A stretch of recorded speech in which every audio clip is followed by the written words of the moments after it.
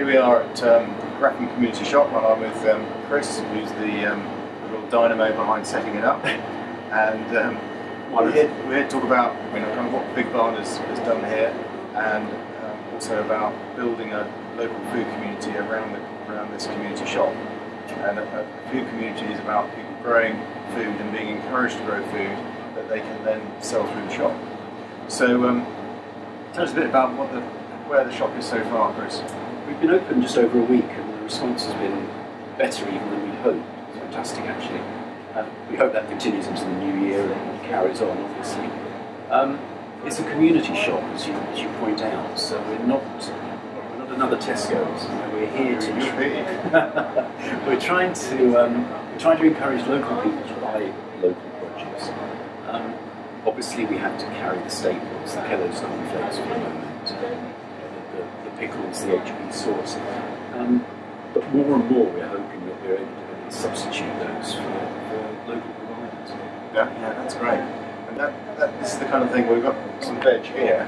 Yes. And this will be the kind of centre of the crop for the shop scheme, so people will be encouraged to grow veg, bring it in, fruit as well. And that then builds onto jams, honeys that you've already got, local biscuits, and before long this whole area can become an area for producing great food that people can trust because they know who's made it. They know us, they know our faces, they know where we live, yeah. Come round. And that money's going back into the community and creating jobs. And because the supply chain is smaller, this veg will be way cheaper than the supermarket. It absolutely will.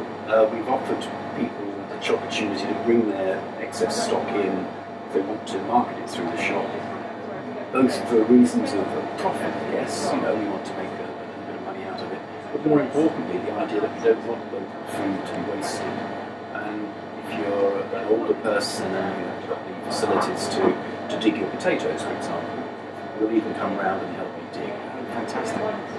So the waste food can be sent to someone who makes soup, for instance, exactly. And they can be bringing a soup back and selling it here. Yes. And there's a lovely initiative where you can cook a bit extra and you can team up with an old person in the village and take the food around there. So this can be the hub for that as well. Yeah.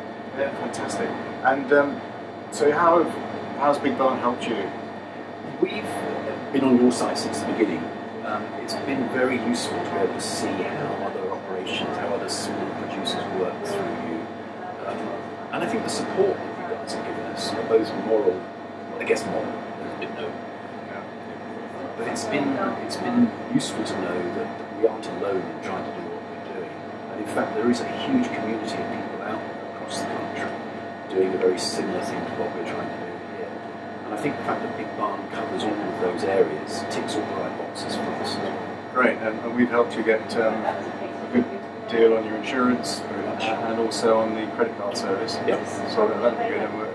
And telecoms as well we're working on. So there's lots of things that we can help. So we could use this as a model of how every community in the country can build. I think every community needs a shop now. Yeah. I think it's without a doubt the most important thing that's happened in the village for quite some little time, apart from the broadband. People are now talking to their neighbours in a way that 2 weeks ago they didn't, because they're meeting people that they haven't seen before. They're thrown together in a friendly environment with volunteers staffing the counter, and it's become a community venture very quickly, just as you guys have been, I guess, hoping all over the place. Yeah. Fantastic. Brilliant. That's Chris. Pleasure. Long may it continue. Thank you very much.